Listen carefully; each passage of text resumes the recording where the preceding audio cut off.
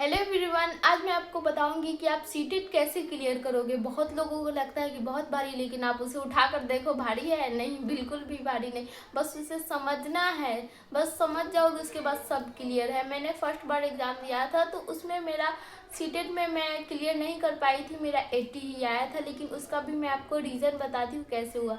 फिलहाल मैं आपको बताती हूँ कि आप सीटेट कैसे क्लियर कर सकते हो। बहुत लोगों में से आप लोग होंगे जो हाउसवाइफ है, लड़कियां हैं, बाकी अगर लड़के हैं तो उनको भी टाइम नहीं मिलता है, क्योंकि वो भी काम करते हैं, और हाउसवाइफ है तो वो भी काम करती है। तब आपको अपना टाइम मैनेजमेंट करना होगा। और आपको सीटेट निकालना है तो आप अपना टाइम मैनेजमेंट करो और सचिन सर का क्लास देखो। यहाँ पे है यूट्यूब पे हिमांशी मैम है और बहुत सारे गए हैं क्लासेस, लेकिन आपको ज़्यादातर सचिन सर का देखना है। हिमांशी मैम का जो इंग्लिश टाइप की पढ़ाती है, और सचिन सर हिंदी में पढ़ाते हैं जो समझ में आता है। मैं आपको बताती हूँ आपको अपना रूटीन कैसे मैनेजमेंट करना है। मैं आपको बताती हूँ, अगर आप अपना रूटीन मैनेजमेंट कर लोगे, आप समझ जाओगे, तो आपका एक मंथ में ही निकल जाएगा। अगर जो समझदार है तो वो उनका तो एक ही हफ्ता में निकल जाएगा।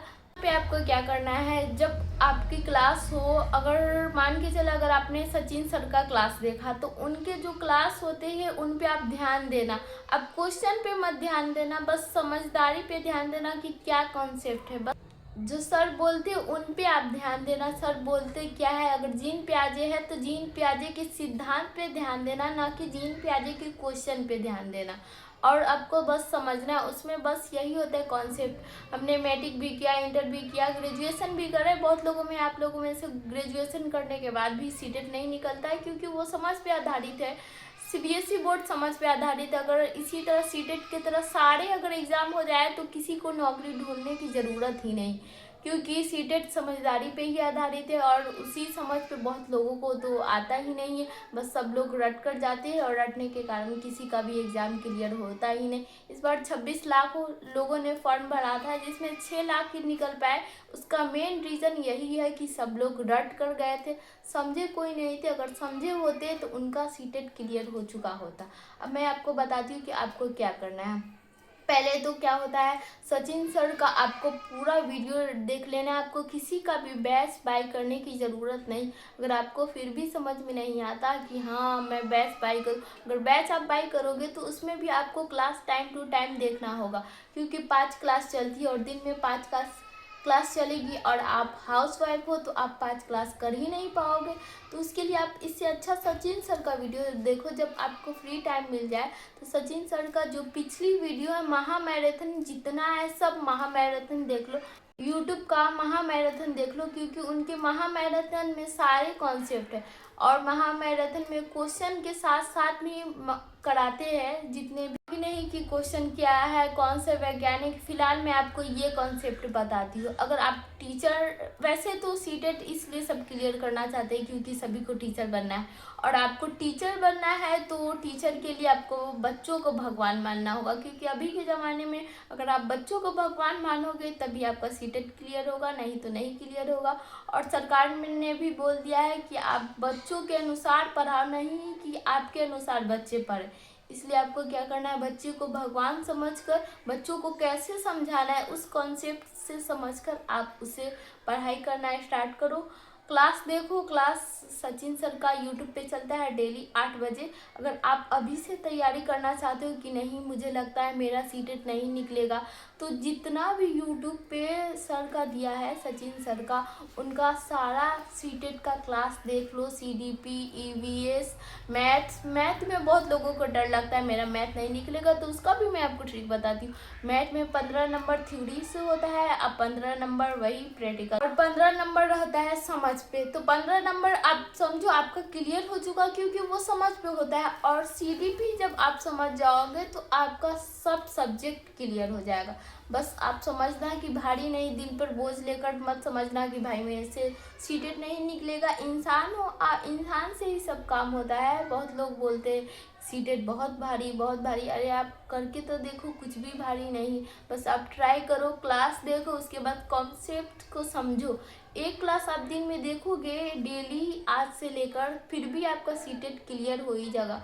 बहुत लोगों का 4 बार दे दिए, 5 बार दे दिए, फिर भी सीटेट क्लियर नहीं होता है। लेकिन हमें तो 1 महीने में क्लियर करना चाहिए।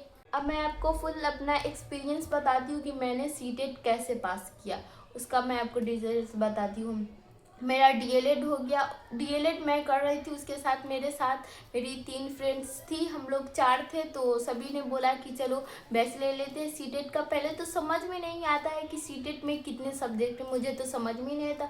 मेरी सारी फ्रेंड्स को पता था कि सीटेट में 5 सब्जेक्ट होते हैं, लेकिन यही नहीं पता था क्या होता है। सब बोलते थे सीडीपी, ईवीएस, तो मुझे खुद नहीं पता था। सीडीपी का तो नाम सुना ही नहीं थी मैं, बस Hindi, English, Urdu, social science और इसी सब का नाम सुनी थी। और ये सीडीपी, ईवीएस कहाँ से चला गया। फिर सबसे पहले आपको ज़रूरी, अगर आप न्यू हो तो सबसे पहले आपको ज़रूरत है समझने की सब्जेक्ट इसमें कितने होते हैं, क्योंकि सब पढ़ने लगते हैं, उन्हीं को पता है नहीं कि सब्जेक्ट कितने हैं इसमें। सबसे पहले आपको समझना है सब्जेक्ट कितना है। तो मैं आपको पहले सब्जेक्ट बता, सबसे पहले होता है सीडीपी, उसके बाद होता है ईवीएस, उसके बाद होता है मैथ, उसके बाद होता है हिंदी। उर्दू, जिनका जो मुसलमान है उनका उर्दू होता है, और जो हिंदी है उनका नहीं, इंग्लिश होता है। उसके बाद जो मुसलमान है उनका उर्दू होता है, जो हिंदू है उसका हिंदी होता है। अब यहाँ पे आपको क्या करना है, वैसे 4 सब्जेक्ट तो सभी के होते हैं, CDP, EVS, Hindi, English, math. तो उसमें उर्दू होता है, तो उर्दू का क्लास आप इधर से या उधर से कर लेते हैं। अगर मुझसे हो सका तो मैं आपको उर्दू का क्लास भी कराऊंगी। अब मैं आपको अपना एक्सपीरियंस बताती हूँ मेरे साथ क्या हुआ। मेरे साथ थी मेरी 3 फ्रेंड्स और मैं थी। मेरी फ्रेंड्स बोली कि चलो अब डीएलएड में एडमिशन ले लिए तो अब सीटेट करते, तो मुझे पता नहीं सीटेट क्या होता है। तो मेरी फ्रेंड ने बोला कि सीटेट करना इसलिए ज़रूरी है क्योंकि बीपीएससी आ गया है, तो उसके लिए सीटेट करना है। सीटेट करेंगे तभी हम बीपीएससी के एग्ज़ाम में बैठ पाएंगे, नहीं तो नहीं बैठ पाएंगे।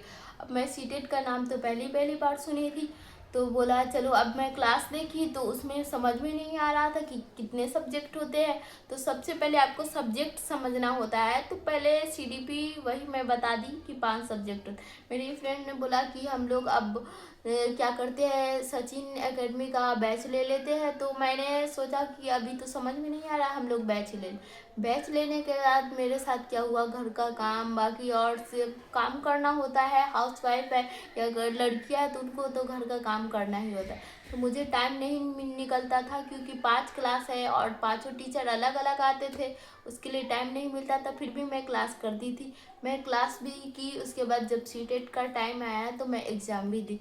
एग्ज़ाम देने में मुझसे क्या कन्फ्यूज़न हुआ कि मेरा मैथ था वो थोड़ा वीक था। मैथ वैसे सभी लड़कियों का वीक ही होता है, मेरा मैथ वीक था। तो मैं, मेरे पीछे के जो लड़के थे तो उससे मैं बोली कि आप मुझे मैथ बता दोगे। तो वो बोला ठीक है मैं आपको मैथ बता दूंगा, आप मुझे उर्दू बता देना। हम बोले ठीक है।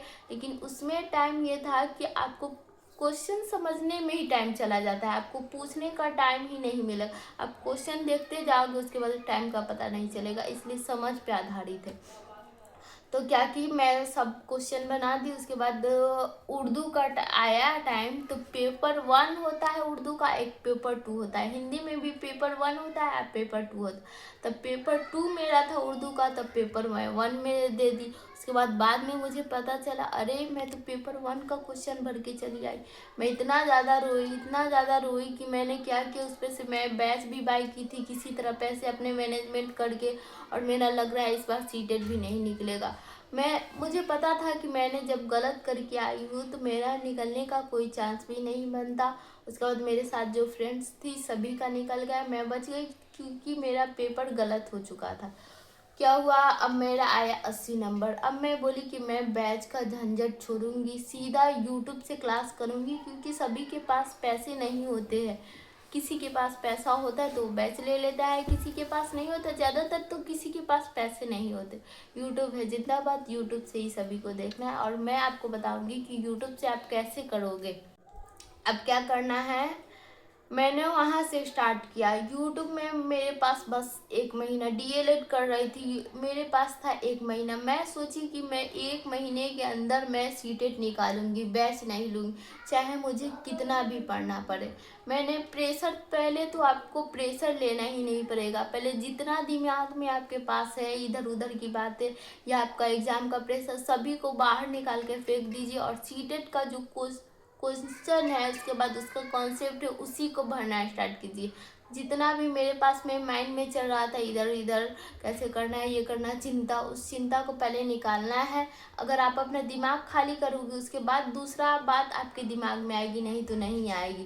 तो मैंने क्या किया, सबसे पहले अपना सीटेट स्टार्ट कर दिया। सचिन सर का क्लास स्टार्ट था, मैंने बस रात में मैंने जितने भी क्लास आते थे 1 महीना तक, सारे क्लास को देखने के बाद अब आपको देखना ही नहीं है, यहाँ से आपकी काम स्टार्ट। जब आपने जिस क्लास को देखा, उस क्लास में आपने क्या क्या समझा, उस पर आप 1-2 बार फिर से नज़र डालिए। अब इतना हो जाए, तो अगर आपको लगे कि हाँ हम बना सकते हैं, तो आप क्या करना, मॉक टेस्ट लगाना। मॉक टेस्ट के लिए बहुत सारे ऐप आते हैं, अगर आपको डिटेल्स चाहिए तो वो भी मैं आपको बता दूंगी कि आपको मॉक टेस्ट, जब आप मॉक टेस्ट दोगे तब आपको पता चलेगा कि कितना हम पानी में और कितना दूध में, उसी पे आपको पता चलता है। अगर हम क्वेश्चन देखते हैं बता देंगे हाँ भाई ये तो हमसे बन जाएगा, लेकिन जब हम मॉक टेस्ट देते उसके बाद हमको पता चलता हाँ कितना है नहीं। और अभी तक जितने भी सीटेट हुए हैं, जितने भी, सभी का बुक भी आता है, तो बुक आपको बाई करने की ज़रूरत नहीं है, ऐप आते हैं सभी के सीटेट के मॉक टेस्ट। सचिन सर का भी मॉक टेस्ट दिए थे, हिमांशी मैम का भी मॉक टेस्ट है, तो उनका आप ऐप इंस्टॉल करके उसके बाद फ्री में मॉक टेस्ट आते हैं। तो वो मॉक टेस्ट जितने पिछले ईयर के आते हैं क्वेश्चन, उन्हीं पे आपको क्या करना है, मॉक टेस्ट लगाना है। मॉक टेस्ट लगाओगे तो आपको पता चल जाएगा मुझसे कौन सा क्वेश्चन बन रहा है, कौन सा, कहाँ मैं फंस रही हूँ, और जहाँ पे आप फंसोगे वहाँ पे आप क्लास देखना। अब मैं इसका नेक्स्ट डिटेल्स नेक्स्ट वीडियो में बताऊंगी, क्योंकि इतना बताते बताते मेरा गला सूख चुका है। और भी जानकारी चाहिए तो वो भी आप कमेंट करके बताना, मैं और भी जानकारी बताऊंगी कि मेरे साथ क्या क्या हुआ है, और मैं 1 मंथ में ही कैसे कंप्लीट की हूँ। मेरा सीटेट में 92 आया।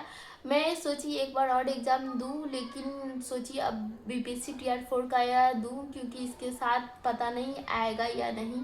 अब नेक्स्ट वीडियो में मिलती हूँ मैं, तब तक के लिए bye bye, take care, see you tomorrow.